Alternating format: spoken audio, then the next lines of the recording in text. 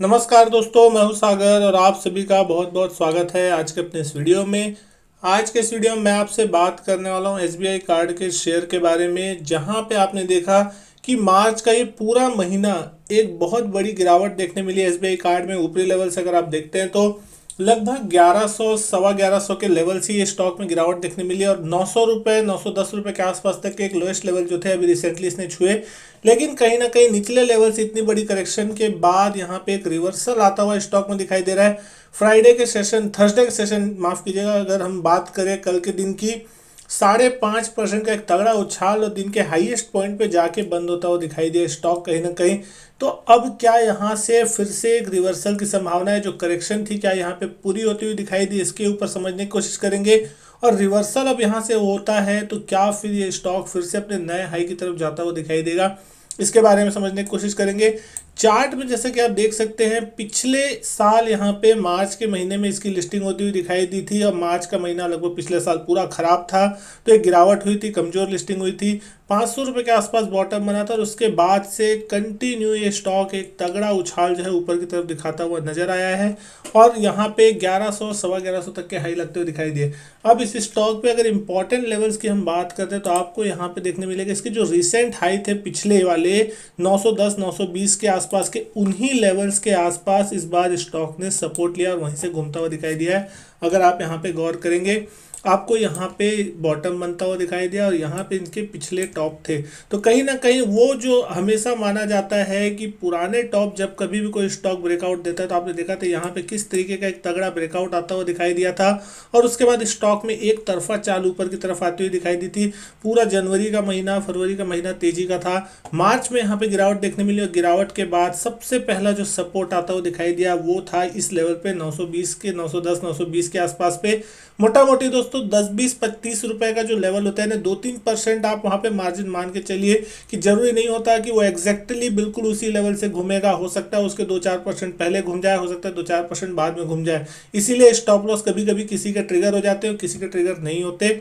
लेकिन ये मानना कि यहीं से घूमेगा ये बिल्कुल सही नहीं होता। लेकिन मोटा मोटी ये माना जाता है कि जहां पिछले हाई होते हैं वहां पे अगर कोई स्टॉक आता है तो कहीं ना कहीं एक बार सपोर्ट लेने की कोशिश करता है, क्योंकि वो एक ब्रेकआउट पॉइंट होता है। तो अब यहाँ पे जिस तरीके से आप देख रहे हैं कि लगभग लगभग एक अच्छा खासा रिवर्सल कल के दिन देखने मिला, तो कहीं ना कहीं अब ये स्टॉक में पहले जो लेवल्स हो सकते हैं वो 1010 के आसपास के माने जा सकते हैं, जहां पे स्टॉक में कहीं ना कहीं एक थोड़ा रेजिस्टेंस लगता हुआ दिख सकता है। एक बार 1000 का लेवल इस स्टॉक में पार हो गया तो दोस्तों यहाँ पे फिर से ये स्टॉक अपने नए हाइस की तरफ मूव करेगा, क्योंकि जो गिरावट थी एक तरफा गिरावट होती हुई दिखाई दी थी, लगातार हर दिन यहाँ पे गिरावट हुई थी, बीच के एक आध दो दिन को छोड़ दिया जाए तो अब अगर यहाँ से रिवर्सल आता है तो फिर 1050 और फिर 1100 तक के भी टारगेट्स आपको अगले कुछ महीनों में देखने को मिल सकते हैं। मार्केट का मोमेंटम पॉजिटिव रहता है। तो वहीं अगर हम यहाँ पे देखते हैं आरएसआई पे भी, तो आरएसआई में आप देखेंगे लगातार एक हायर टॉप हायर बॉटम का फॉर्मेशन जैसे चार्ट पे बना था, लेकिन आरएसआई में लगातार एक लोअर बॉटम बनते दिख रहे थे, मतलब जहां पे डाइवर्जेंस आपको देखने क्लियर कट नेगेटिव देखने मिल रहा था और उसके बाद एक गिरावट जो देखने को मिली, तो कहीं ना कहीं आरएसआई का भी बॉटम जो था लगभग 31 के आसपास कहीं ना कहीं लगता हुआ दिखाई दिया। और उसके बाद आरएसआई में भी अब यहाँ पे आपको एक रिवर्सल के साइन देखने मिल रहे हैं और अभी क्लियर कट आरएसआई की अगर लेवल को हम बात कर रहे हैं तो 47 के आसपास चलता हुआ दिखाई दे रहा है। यानी कि यहाँ से एक अच्छी खासी मूवमेंट जो है आपको अपसाइड में आती हुई दिखाई दे सकती है। लेकिन अब यहाँ पे ये शेयर क्यों इतना इंपॉर्टेंट होता हुआ दिखाई देता है? क्योंकि दोस्तों पता है कि अपने आप में जो काम करता है वो अकेला शेयर है। अभी इसके पीयर्स में लिस्टेड शेयर कोई है नहीं मार्केट में, तो एसबीआई कार्ड इसका सबसे बड़ा बेनिफिशियरी होता है। 974 के आसपास इसकी क्लोजिंग देखने मिली, 20,82,000 शेयरों का वॉल्यूम होता हुआ दिखाई दिया। तो अभी अगर हम बात करें तो इस स्टॉक में तेजी की जो सबसे बड़ी संभावना के दो रीजन है, वो ये है कि ये स्टॉक की जो आप मार्केट कैप देख रहे हैं वो लगभग लगभग 90,000 करोड़ से ऊपर की, 91,635 करोड़ के आसपास की, यानी कि एक लार्ज कैप कंपनी, यानी कि बहुत ही जल्द हो सकता है 1 लाख करोड़ के मार्केट कैप को पार कर दे। पहले इसने पार कर चुका है इसने, अब यहाँ गिरावट में इसकी मार्केट कैप जरूर थोड़ी कम होती हुई जरूर दिखाई दे रही है।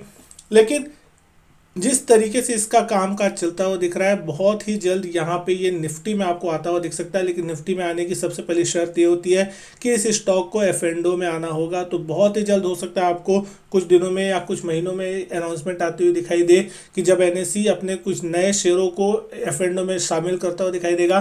तो एसबीआई कार्ड का नाम अगर एफ&ओ में आता है तो आपको फिर देखने मिलेगा कि इस स्टॉक की बहुत ही जल्द निफ्टी में एंट्री होती दिखाई देगी, और उस कारण से फिर यहाँ पे बहुत ही जबरदस्त जो है फंड बाइंग भी आपको और भी जबरदस्त तरीके से देखने मिलेगी, जो स्टॉक को और भी ऊपर के लेवल दिखा सकती है। लेकिन जब हम इस स्टॉक के शेयर होल्डिंग पैटर्न को देखने की कोशिश करते हैं तो आप यहाँ पे पाएंगे कि प्रमोटर्स की जो हिस्सेदारी ऑलमोस्ट 69% के आसपास है, यानी कि एक अच्छी खासी प्रमोटर्स की होल्डिंग जो है आपको यहाँ देखने को मिलती है। और वहीं अगर हम बात करते हैं एफआईएस की, तो एफआईएस लगातार पिछले 4 क्वार्टर में अपना हिस्सा बढ़ा रहे हैं, 4% से बढ़ के 5.84%।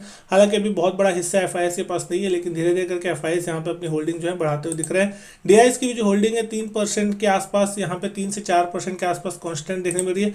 पब्लिक के पास यहाँ पे सबसे ज़्यादा शेयर होल्डिंग है 20.86%। हालांकि यहाँ पे 22% थी जब मार्च 2020 पिछले साल तक की अगर हम बात करते हैं, जब इसका आईपीओ आया था, तो यहाँ पे 2% जो होल्डिंग है वो यहाँ पे गिरती हुई दिखाई दी। लेकिन अगर जब हम यहाँ पे इस कंपनी के प्रॉफिट के नंबर पे नज़र डालते हैं तो पिछला मार्च बहुत ही कमज़ोर गया था, इसलिए प्रॉफिट यहाँ कम था। लेकिन जून क्वार्टर में जम के प्रॉफिट यहाँ पे कंपनी ने पोस्ट किया था, और उसके बाद से कहीं ना कहीं यहाँ पे आपको देखने को मिला था एक रिवर्सल। स्टॉक लगातार परफॉर्म कर रहा था। सितंबर और दिसंबर क्वार्टर में यहाँ पे थोड़ा सबड्यूड थे, 200 करोड़ के आसपास के प्रॉफिट के नंबर आए थे। अब देखना होगा इस बार Q4 के नंबर कंपनी किस तरीके से पेश करती है। जिस तरीके से यहाँ पे फेस्टिव सीजन और न्यू ईयर की डिमांड थी, और जिस तरीके से अब डिमांड ग्रोथ में एक जबरदस्त उछाल आता हुआ दिख रहा है, उसका क्लियर कट बेनिफिशियरी जो है एसबीआई कार्ड का शेयर जो होता हुआ दिखाई दे सकता है। तो इस बार अगर उसके प्रॉफिट के नंबर, उसकी जो रिजल्ट है Q4 के वो अगर अच्छे आते हैं तो डेफिनेटली आपको फिर शेयर में एक अच्छा खासा उछाल जो है वो देखने को मिल सकता है। वहीं अगर हम बात करते हैं इसके पास्ट ट्रेंड्स की कि किस तरीके से कंपनी कमाई करती हुई दिख रही है, आप 2016 से 2020 के इसके ईपीएस का ट्रेंड जब देखते हैं, आपको एक क्लियर कट अच्छा खासा जो है चढ़ाव देखने को मिल रहा है। मार्च 16 में 3-3.5 रुपये के आसपास की ईपीएस थी, जो कि मार्च 17 में 5 रुपये के आसपास होती हुई दिखाई दी। मार्च 18 में 7.5 रुपये के आसपास की ईपीएस होती हुई दिखाई दी, और मार्च 19 में 9.5 रुपये के आसपास की ईपीएस, और मार्च 2020 तक 13.35 रुपये के आसपास की ईपीएस। तो एक बहुत ही अच्छी खासी एक्सपोनेंशियल जो ग्रोथ कही जा सकती है वो इस स्टॉक में आती हुई दिख रही है, और आगे चल के बहुत बड़ी ग्रोथ के चांसेस जो है इन स्टॉक्स के लिए बनते हुए दिखाई दे सकते हैं। तो अब ये देखना होगा कि आगे चल के ये स्टॉक किस तरीके से परफॉर्म करता हुआ दिखाई दे सकता है। जो स्टॉक की जो फंडामेंटल है दोस्तों बहुत ही ज़बरदस्त है। जब कभी भी स्टॉक में डिप आती है जिस किसी भी वक्त में, तो आप वहाँ पे अपने हिम्मत अनुसार एक्यूमुलेट करने की कोशिश कर सकते हैं। ज़्यादा छोटे शेयरों की बात मैं यहाँ पे नहीं करता, लेकिन जो लार्ज कैप है, दिग्गज है, अपने सेक्टर के लीडर्स हैं, और जहाँ पे मोनोपोली बिजनेस है, उन सारी कंपनियों को आप अपने पोर्टफोलियो में धीरे धीरे करके ऐड करते हैं अगर, तो डेफिनेटली आपको एक क्लियर कट अच्छा खासा रिटर्न बनता हुआ दिखता है। आपने देखा पिछले मार्च में कमजोर लिस्टिंग के बाद गिरावट आई, 500 रुपये तक स्टॉक जाता हुआ दिखाई दिया। फाइनली अभी स्टॉक 1100 तक के लेवल को छूता हुआ दिखाई दिया। निचले लेवल से दोगुने से भी ज़्यादा स्टॉक होता हुआ दिखाई दिया साल भर के समय के अंदर में। तो हो सकता है आपको यहाँ पे इस बार गिरावट देखने मिल रही है, हो सकता है यहाँ पे रिवर्सल आए तो फिर आपको अच्छे खासे लेवल पार होते हुए दिखाई दे, और 1100 1150 के जब लेवल पार होंगे तो आपको फिर और भी इसमें नए हाई बनते हुए दिखाई दे सकते हैं। तो दोस्तों मैं उम्मीद करता हूँ वीडियो जो है आपको पसंद आई होगी। वीडियो अच्छी लगी हो तो लाइक कीजिएगा, शेयर कीजिएगा दोस्तों के साथ। चैनल सब्सक्राइब नहीं किया, चैनल सब्सक्राइब जरूर करें। मैं आपसे मिलता हूँ अपने नेक्स्ट वीडियो में, तब तक के लिए goodbye and thank you.